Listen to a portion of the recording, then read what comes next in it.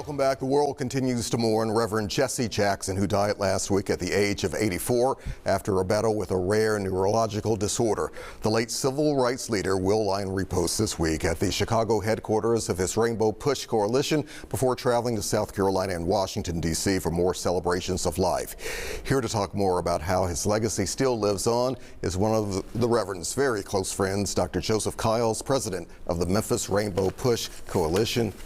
Doctor, welcome back to 3 at 3. How have you been doing? I'm doing fine. I'm doing better. Thank you. Yeah. I appreciate it. I talked with you in the early morning after Reverend Jackson passed, and it was a powerful moment, and I'm doing much better. Good. Glad to hear that. You and I were talking a little bit earlier, and we were talking about some of our favorite memories of Reverend Jackson, especially coming to Memphis, Tennessee. And you have so many. What was it about this city in particular that resonated to him?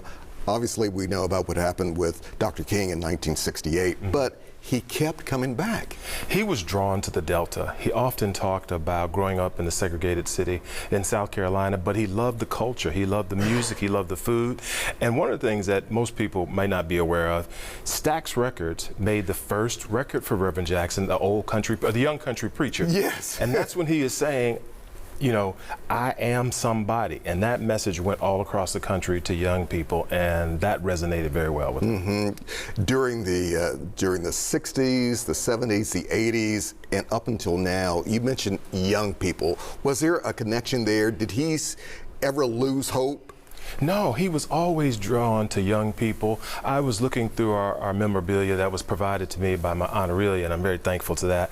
1972, 73, he's at White Station High School, and the issues then were having to do with race. And then fast forward, when he and I developed our strong friendship, being a graduate of Whitehaven, I wanted to take him to Whitehaven. It's 20 years of that. Yeah. And our issues now are violence with each other. And so it's transcending, but he always circled his message around race, around peace, and how do we move forward. What were those conversations like for you, though? You knew this man extremely well, and he would call upon you, especially as he traveled around the world and when during his many trips to Memphis. What were some of those conversations like? The man himself. I had the privilege of sitting beside him on the airplane, but that was work.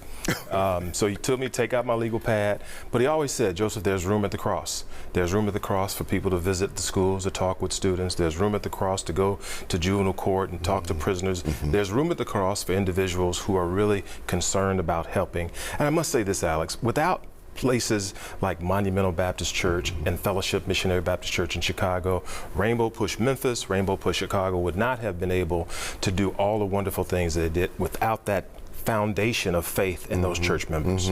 What did you see back in the day with the Reverend Samuel Billy Kiles and the Reverend Jesse Jackson, those two in particular? Well, you know, if you look back, what they concentrated on was how they helped the most people. But you know, if you went to Monumental Baptist Church on a Saturday, it was a PUSH convention every Saturday. So you might see Muhammad Ali, Ray Charles, Stevie Wonder was always present, Aretha Franklin. It was a real opportunity for those people in Memphis to come in contact with our individuals who were on the world stage. Wow, wow. The reaction here in Memphis, the reaction around the world, has that surprised you at all? Not at all. As a world citizen, as a global citizen, Reverend Jackson had that touch. You know, they say he can walk with kings and still have an opportunity to speak with commoners. He saw himself as a commoner with a high intellect. Anytime you talk with Reverend, you could see that his mind was always turning, and he was always advocating and using his ability to communicate and his spiritual ability to talk to people in power and have them respond in a way that is going to help those the masses. What do you think he was still hoping to see, hoping that one day would really evolve, especially in this country? I think having a conversation with him about how polarized we were and how polarized we'd become. Reverend visited Memphis in early 1983 or 84 and went down to Sugar Ditch.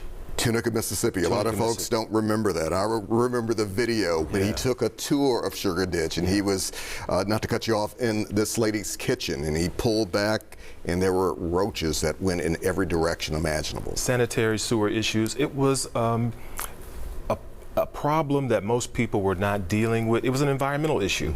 But after leaving that, he went up to the Appalachians and dealt with those Caucasians that were having food shortages. So he never looked at race in terms of what you cannot do. He always said, we want more people under the big tent of prosperity. When it comes to these upcoming celebrations of life, what do you anticipate?